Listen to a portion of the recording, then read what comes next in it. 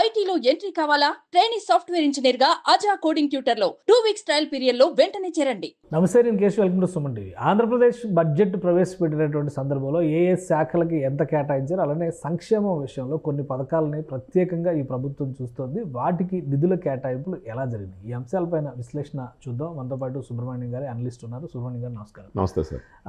Budget అనగానే చాలా అంశాలు ఉంటాయి అందులో. బట్ ప్రజలకి ఉపయోగపడేవి, ప్రజలు అర్థం చేసుకునేవి, ప్రజలకు అవసరమయ్యాయి. ఇలా 3 వర్గాల కింద మనం చూస్తే కనుక ఇప్పుడు సంక్షేమ పథకాల గురించి పదే పదే చర్చ జరుగుతుంది.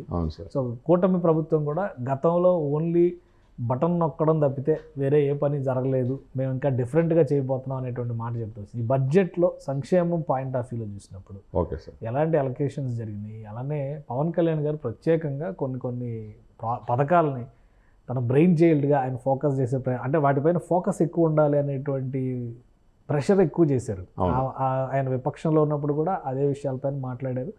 అధికారంలోకి వచ్చినాక దానికి తగ్గట్టుగా మార్పులు చేర్పులు చేస్తూ ఆ పథకాలని ప్రజల ముందరకు తీసుకొచ్చే ప్రయత్నం చేశారు. ఎలా అలాట్మెంట్స్ జరిగినాయి సార్? ఇప్పుడు ఆయన చేసిన ఆలోచన ఒక నోబుల్ థాట్ అనే చెప్పాలి సార్. అది ఇప్పుడు ఫర్ ఎగ్జాంపుల్ ఇప్పుడు మధ్యాహ్న భోజన పథకాన్ని గురించి మనం మాట్లాడాల్సి వస్తే, ఇది ఓన్లీ ఇంతకు ముందర మధ్యాహ్న భోజన పథకం పిల్లలకు అన్నప్పుడు జగనన్న గోరుముద్దగా ఉండింది అది. సో ఇప్పుడు జగనన్న గోరుముద్ద మధ్యాహ్న భోజనం అయిపోయింది అక్కడికి. జగనన్న అందరికీ తెలుసు, ఆయన గోరుముద్ద అయిపోయింది.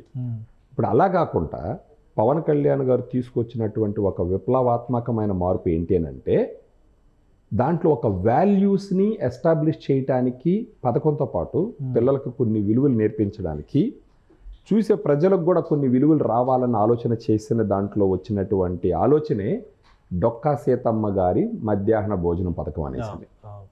ఇప్పుడు ఈ పేరు పెట్టడంలో గల పరమార్థం మనం ఒకసారి గమనించినామంటే సార్, ఓకే దాంట్లో పోయేదానికి ముందర ఈవెన్ బడ్జెట్ అలొకేషన్ చూసినా కూడా ఇంతకు ముందర 2023-24కి సంవత్సరానికి గాను 1190 కోట్లు వెచ్చించితే, ఇప్పుడు తీసుకున్న బడ్జెట్లో ఆల్మోస్ట్ 1856 కోట్లు తీసుకోవడం జరిగింది. ఇంచుమించు 600 కోట్లు పెంచడం జరిగింది అనమాట. అంటే నెలకు ఒక 50 కోట్ల పైన పెంచినారు. సో దానికి డొక్కా సీతమ్మ గారి మధ్యాహ్న భోజన పథకం అని పెట్టడంలో ఇనిషియల్గా ఆయన దాన్ని ప్రపోజ్ చేసింది అన్నా క్యాంటీన్ కోసం సార్. తర్వాత ఇంకా కూటమి ప్రభుత్వం విద్యాశాఖ ఏమో లోకేష్ గారు చూస్తారు. అవును, బట్ ఐడియాలజీ ఏమో పవన్ కళ్యాణ్ గారు ఇంప్లిమెంట్ చేశారు. అవును, ఏదైనా కానీ కూటమి ప్రభుత్వం మంచి ఆలోచన సార్ అది. ఇప్పుడు ఎవరైనా సరే, ఏ శాఖకు సంబంధించిన వాళ్ళైనా సరే, ఒక మంచి ఆలోచనతో ఒక గొప్ప విలువల్ని ఎస్టాబ్లిష్ చేయాలన్న ఒక ప్రపోజల్తో వచ్చినప్పుడు ఈగోలు పక్కన పెట్టి ఒప్పుకోవాలి యాక్చువల్గా. ఇప్పుడు ఆయన ఒకవేళ అన్నా క్యాంటీన్ ప్రపోజ్ చేసినా కానీ ఆల్రెడీ వాటికి ఒక పేరు ఉంది కాబట్టి ఇది ఒక గొప్ప ప్లేస్లో పెట్టడం జరిగింది. అన్నా క్యాంటీన్లు అంటే జనరల్గా పబ్లిక్ పోయి భోంచేసేది.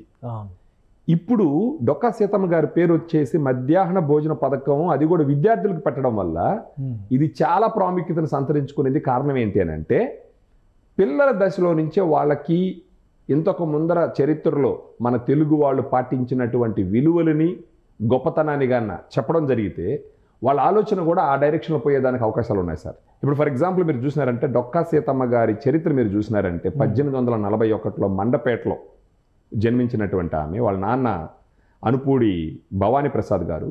వాళ్ళ నాన్నకే భువన్న శాస్త్రి అనే పేరు ఉండేది సార్. ఇది ఎందుకు మాట్లాడుకోవాలంటే, వాళ్ళ నాన్నగారి నడవడికి చూస్తూ పెరిగింది ఆ మహాతల్లి.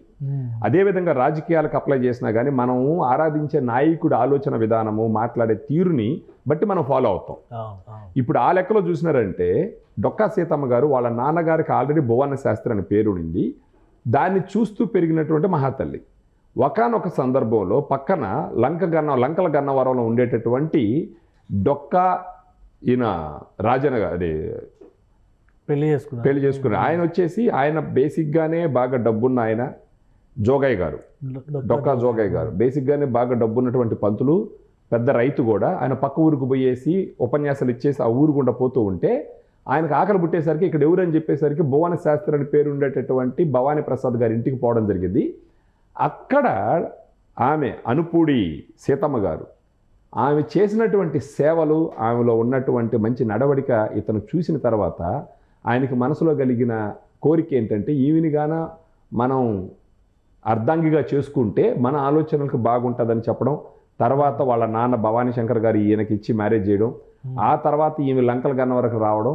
ఆ తర్వాత ఇంచుమించు ఆమె జీవితం అయిపోయేంత వరకు కూడా అంట సార్, ఏ సమయంలో పోయి తలుపు తట్టినా కూడా భోజనం పెట్టేటటువంటి గొప్ప మనసున్న డొక్కా సీతమ్మగా ఆమె కీర్తిలు గడించింది అనమాట. సో ఇప్పుడు ఆ పథకానికి ఆమె పేరు పెట్టిన నేపథ్యంలో మెనూ అవన్నీ కూడా చేంజ్ చేయాలని గవర్నమెంట్ ఈ మధ్య డిసైడ్ చేసింది. కొన్ని చోట్ల ఎక్స్పెరిమెంట్లు కూడా స్టార్ట్ చేశారు. ఇప్పుడు పెంచినటువంటి బడ్జెట్, ఎందుకంటే ప్రతిరోజు పోషక పదార్థాలను దృష్టిలో పెట్టుకొని కోడిగుడ్డు, ఉడకబెట్టిన కోడిగుడ్డు ఇవ్వడము, అలానే రకరకాల అంశాలు, తర్వాత చిక్కీలు అంటే వేరుశనగ పప్పుతో చేసిన చిక్కీలు. సో ఇవన్నీ మేళవించారు కాబట్టి బడ్జెట్ పెంచారనుకోవాలా, లేదా ప్రభుత్వం దీన్ని చాలా టాప్ ప్రయారిటీగా తీసుకుంది యంగ్ జనరేషన్స్, ఎందుకంటే పిల్లల రేపు భవిష్యత్తు కాబట్టి అది దృష్టిలో పెట్టుకుని ఈ నిర్ణయాలు తీసుకుందని చెప్పి అనుకో. పిల్లలకి మానసిక శక్తి ఎంత అవసరమో శారీరక శక్తి కూడా అంతే అవసరం సార్. వాళ్ళ పోషణ అవసరం. పోషణ ఉన్నప్పుడే మానసిక శక్తి కూడా పెరుగుతుంది. దాంట్లో మీరు అన్నట్టు ఒక్కొక్క రోజు ఒక్కొక్క మెనూ డిసైడ్ చేసినారు వాళ్ళు. ఒక 2-3 అనమాట. ఒకవేళ ఇది సాంబార్ పెట్టే, తర్వాత ఒక చిక్కి, ఒక ఉడకబెట్టిన గుడ్డు, ఆ విధంగా ఇంచుమించు 3 రకాల ఐటమ్స్, కొన్ని రోజులు 4 రకాల ఐటమ్స్ కూడా చేసి పెట్టడం జరిగిందనమాట. సో ఇలా పెట్టడం ద్వారా ఒకటి ఆ పేరు పెట్టడం ద్వారా ఆ అమ్మకున్నటువంటి చరిత్ర పిల్లలకు చెప్పడం ద్వారా వాళ్ళ ఆలోచన విధానం మారుతుంది. 2 ఇంచుమించు నెలకి 50 కోట్ల చిల్లర పెంచి ఇంతకు ముందర ఉన్న బడ్జెట్తో పోలిస్తే ఇంకా పోషకాహారం అందించడం వల్ల వీళ్ళు శారీరకంగా కూడా వృద్ధిలోకి వస్తారు, మానసికంగా కూడా వృద్ధిలో రావడానికి డొక్కా సీతమ్మ గారి చరిత్ర ఉపయోగపడుతుంది. ఆ చరిత్ర మీరు అలాంటి పేర్లు పెట్టడం ద్వారా ఇంతకు ముందున్న గొప్ప వ్యక్తుల్ని లైమ్లైట్లో తీసుకొచ్చి వాళ్ళు ఎంత గొప్పగా బతికినారు, వాళ్ళకి ఎంత మంచి పేరు ఉంది.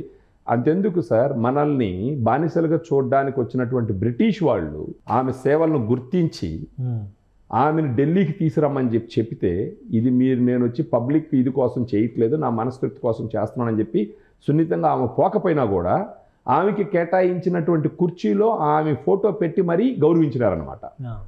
మనల్ని బానిసలుగా చూడడానికి వచ్చిన వాళ్ళు గుర్తించినారు ఆమెని.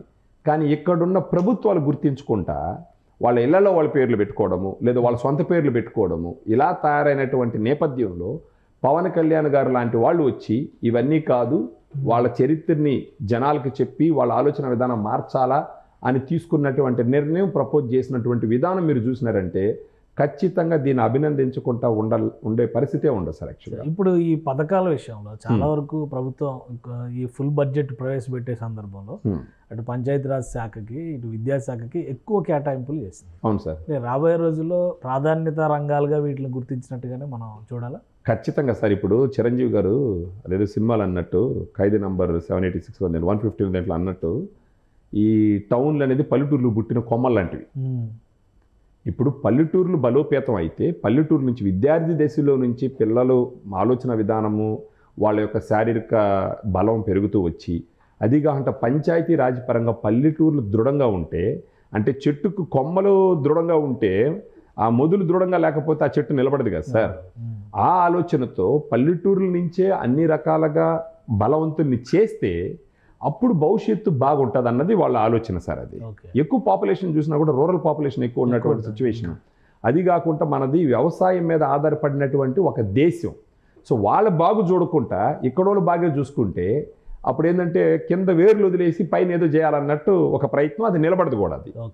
సో దాని ఇంపార్టెన్స్ గమనించి, అంటే కేవలం నెలకు ఒక 4,000 3,000 అకౌంట్లు వేసేసి మీ పాటి మీరు బతకండి అని చెప్పేసి చెప్పకుండా వాళ్ళని నిర్మాణాత్మకంగా ఎలా వాళ్ళని బలవంతులుగా చేయాలన్న ఆలోచన చేయడం అన్నది అది లాంగ్ టర్మ్గా చేసినటువంటి ఒక ఆలోచన, అది ఒక గొప్ప ఆలోచనగానే చూడాలి మనం. రైట్. థ్యాంక్ యూ సుబ్రహ్మణ్యం గారు, విశ్లేషణ అందించినందుకు. ఇది ఆంధ్రప్రదేశ్ ప్రభుత్వం టాప్ ప్రయారిటీగా ఇటు విద్యాశాఖ, అటు పంచాయతీరాజ్ శాఖ రెండింటికి కూడా పెద్ద ఎత్తున కేటాయింపులు చేసింది. అలాగే రాష్ట్రంలో తీసుకున్నటువంటి సంక్షేమ పథకాల విషయంలో ఆ ప్రాధాన్యాలకి తగినట్టుగా నిధుల కేటాయింపులు జరిగి, ముఖ్యంగా డొక్కా సీతమ్మ మధ్యాహ్న భోజన పథకానికి సంబంధించి గత ప్రభుత్వంతో పోల్చి చూసినప్పుడు దాదాపు రెట్టింపు చేసినటువంటి పరిస్థితి వచ్చిందంటేనే ప్రాధాన్యత రంగాలను ప్రభుత్వం గుర్తించినటువంటి విషయాన్ని అర్థం చేసుకోవచ్చు. మరోవైపు పేర్లు పెట్టేటువంటి విషయంలో కూడా ఈ కొత్త ప్రభుత్వం అనుసరిస్తున్నటువంటి విధానాలు స్ఫూర్తివంతంగా ఉన్నాయని సుబ్రహ్మణ్యం గారు విశ్లేషిస్తున్నారు. ఇది స్పెషల్ డిస్కషన్. Keep watching.